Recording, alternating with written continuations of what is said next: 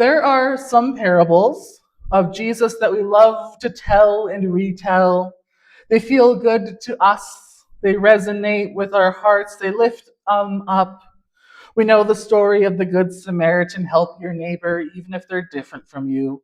We know the story of the prodigal son. No matter how far you've wandered, God welcomes you home with open arms. And just last week, we talked about the parable of the lost sheep, the God who cares so deeply for us that the shepherd will leave the 99 to find the one. Those parables, they comfort us. They make sense to us, and they sound like the Jesus we know and love.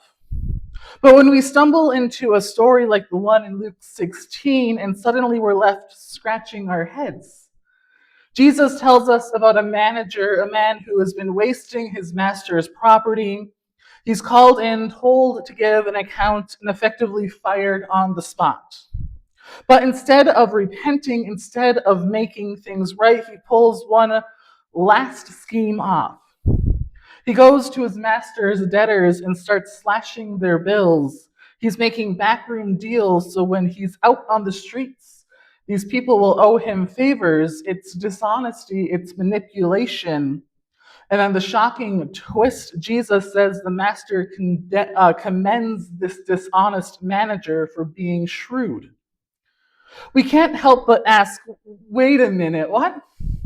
Jesus, you're the one saying we should admire this man? Are you telling us to cheat people, to play the system? This parable unsettles us because it doesn't fit neatly into our categories.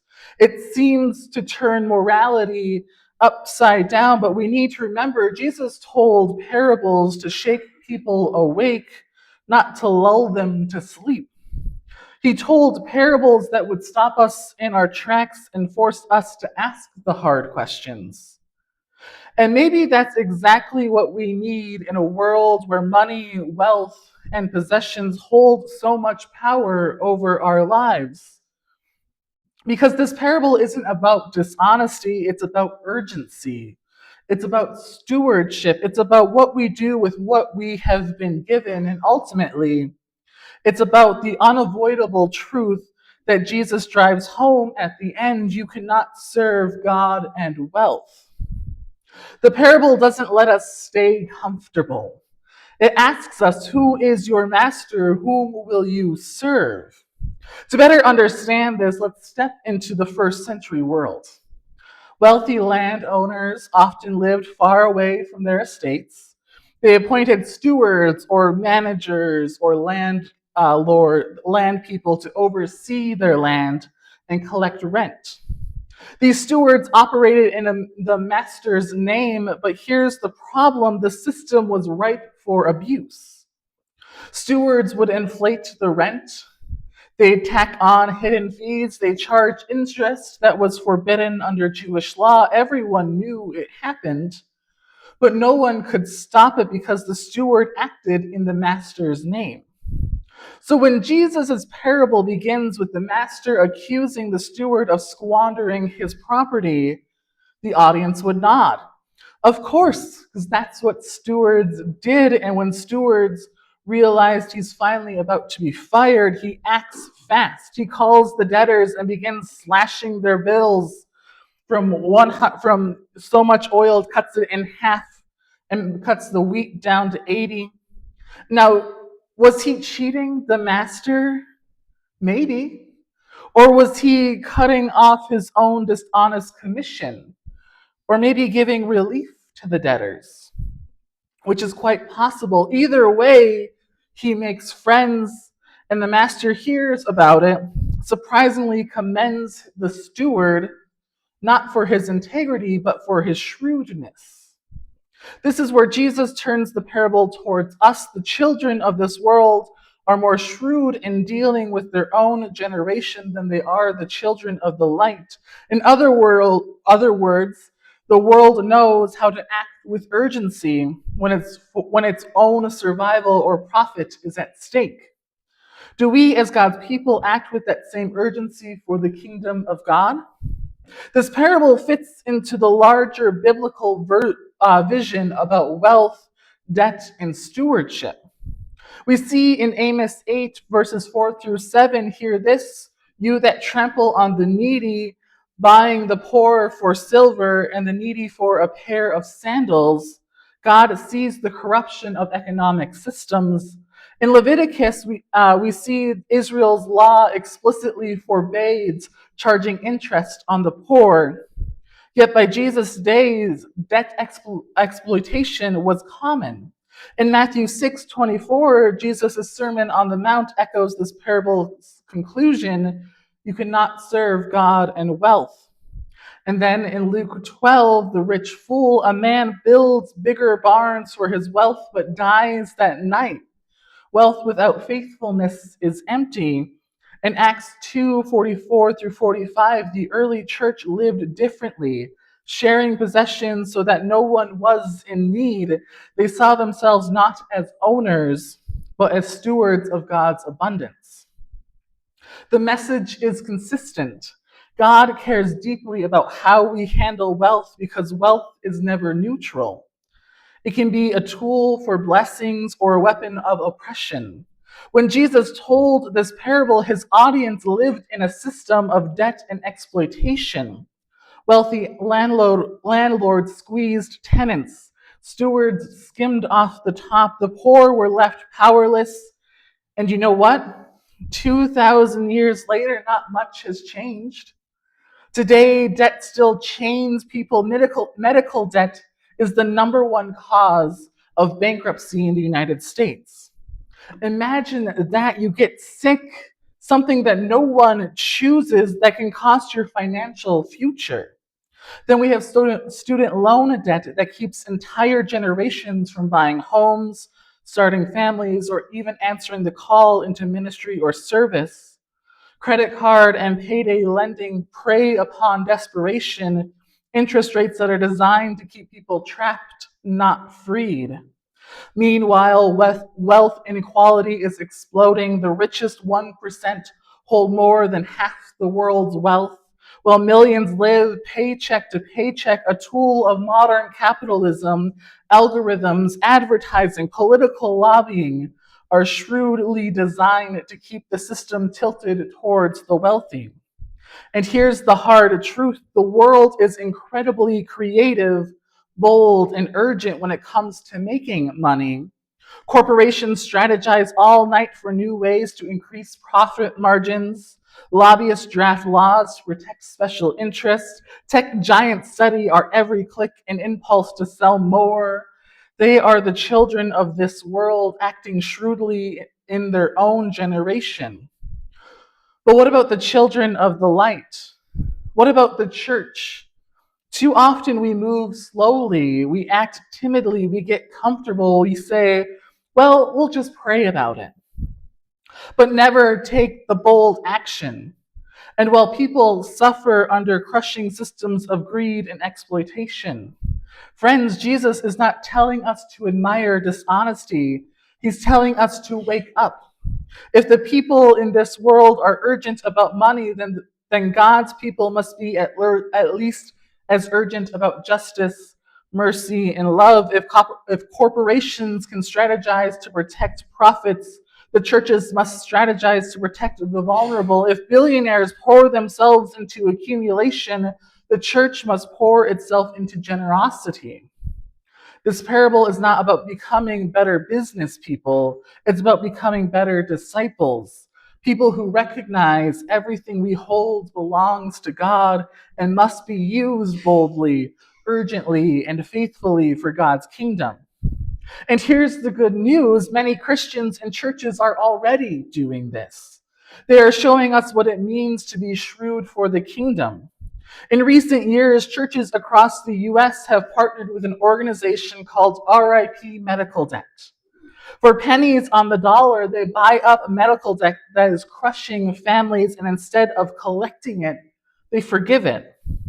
Imagine the relief when someone opens a letter expecting a bill and instead finds out their debt has been canceled in the name of Christ. That is shrewdness for the kingdom, using the system not for profit, but for liberation.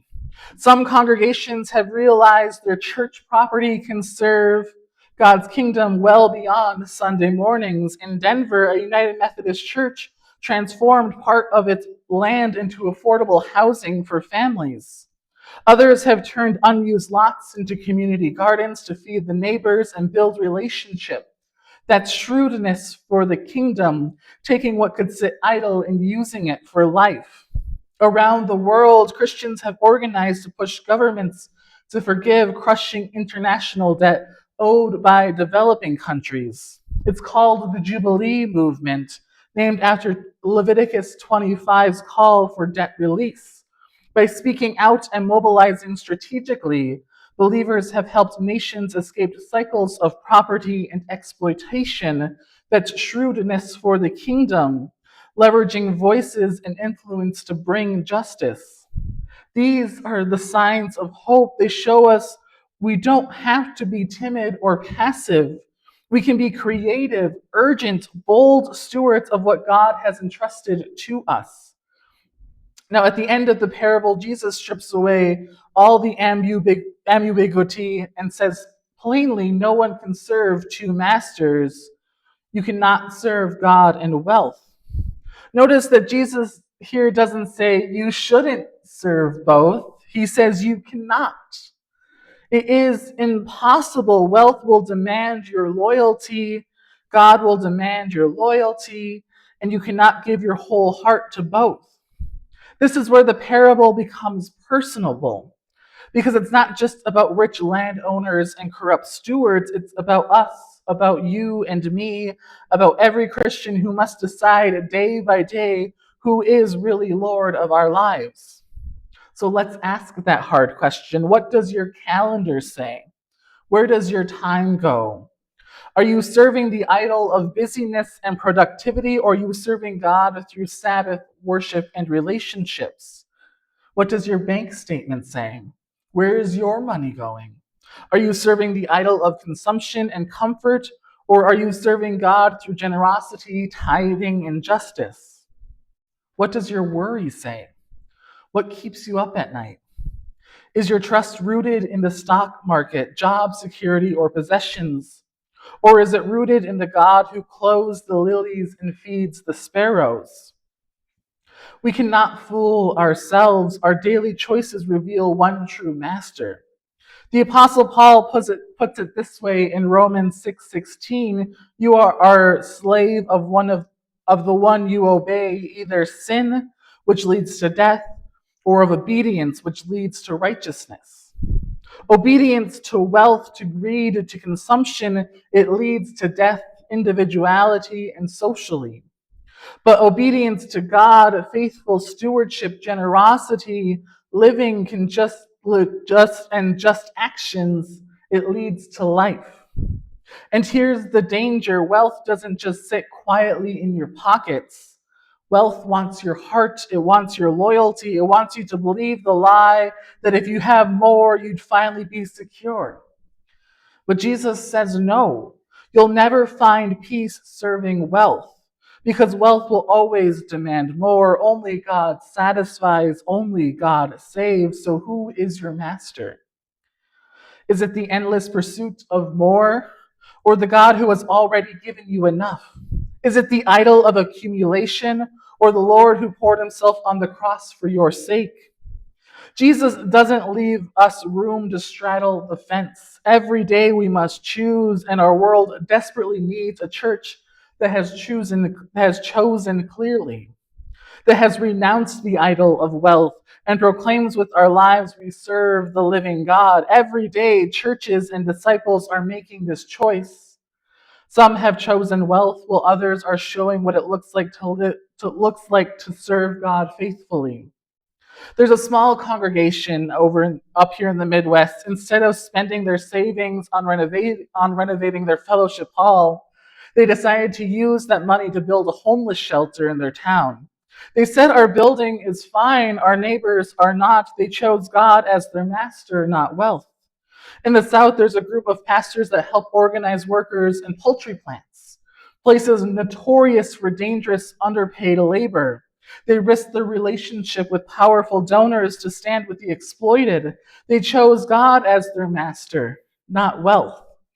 I think too of everyday disciples, single parents who tithe even when it means trusting God to provide, or retirees who use their time volunteering at food pantries instead of hoarding their golden years for themselves. They choose God as their master, not wealth. These stories remind us serving God doesn't always have to look grand. Sometimes it's as big as forgiving debts or building housing. Sometimes it's small as choosing generosity over fear, choosing compassion over comfort. But each choice declares we do not serve wealth, we serve the living God. That is what this parable presses on us. The world will always tempt us with the security of wealth, but God calls us to the deeper security of trust in God. The world will always celebrate accumulation, but Jesus calls us to the joy of generosity. The world will always ask for our allegiance, but Jesus calls us to follow him. So the question is not just for the dishonest manager, it's for us: who is your master? Jesus gives us three challenges in this parable. Be faithful with what you own. Everything you have, your money, your possessions, even your time is God's. When we are stewards, not owners, that paycheck, that home, that savings account, they are tools entrusted to us for God's purpose. What would that look like to live every day if we have is on loan from God? Next, we need to be shrewd for the kingdom. If the dishonest steward can act boldly for his own survival, how much more should the church act boldly for the sake of God's justice? We need creativity, urgency, and courage. That means using our resources to cancel someone's debt. It means organizing as a church to advocate for fair wages, housing, or health care. It means choosing to simplify our own lives so that others may simply live. And we need to choose our master. Every day we choose again and again: do we serve the idol of wealth or the living God? Do we live for accumulation or do we live for generosity? Do we believe security comes from money or from God who clothes the lilies and feeds the sparrows? Imagine if the church matched the urgency of Wall Street, but with love instead of profit as the bottom line.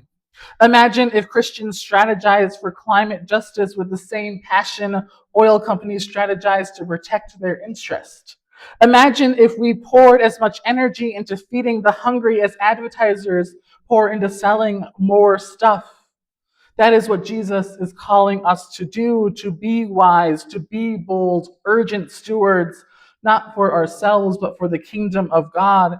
As we come to the end of this passage, we have to face what Jesus leaves us with. He doesn't tidy up the story. He doesn't explain away the dishonesty. He doesn't soften the blow. He looks his disciples and us in the eyes and says, no one can serve two masters. You cannot serve God and wealth. That's the line that lingers. That's the line that leaves us with no wiggle room. And it's not just about money in our pockets. It's about our allegiance in our hearts, because wealth has a way of claiming. It promises us security, control, status. It whispers, if you just have a little more, then you would be safe. But Jesus tells us the truth: wealth is a liar. It cannot save us. It cannot give us lasting peace. It cannot secure our future. Only God can do that. So here we are with the parable holding up a mirror. What do we see? Are we stewards who treat what we have as our own? Or do we recognize that all belongs to God? Do we use our time, our money, our energy shrewdly for the sake of God's kingdom? Or do we waste it on things that will not last? Are we serving the idols of wealth or the living God who calls us to justice, mercy, and love? This parable calls us to urgency. If the world can act boldly and shrewdly for its own profit, then surely the church can act boldly and shrewdly for God's kingdom. If corporations strategize for power, let us strategize for compassion. If billionaires pour themselves into accumulation, let us pour ourselves into generosity. If politicians maneuver for advantage, let us maneuver for justice. Because in the end, only one thing will matter: whom did we serve? Friends, you and I are stewards. The life we live, the resources we hold, the time we have, they are not ours. They are God's. And God calls us to use them well, not in fear, not in selfishness, but in boldness, urgency, and faithfulness for the sake of the gospel. So let us choose today, and let us choose again tomorrow, and the day after that, and the day after that. Let's choose to serve God. Let's choose to live generously. Let's choose to be faithful stewards of what God has entrusted to us. Because Jesus is right, we cannot serve both God and wealth. The question is before us: whom will we serve?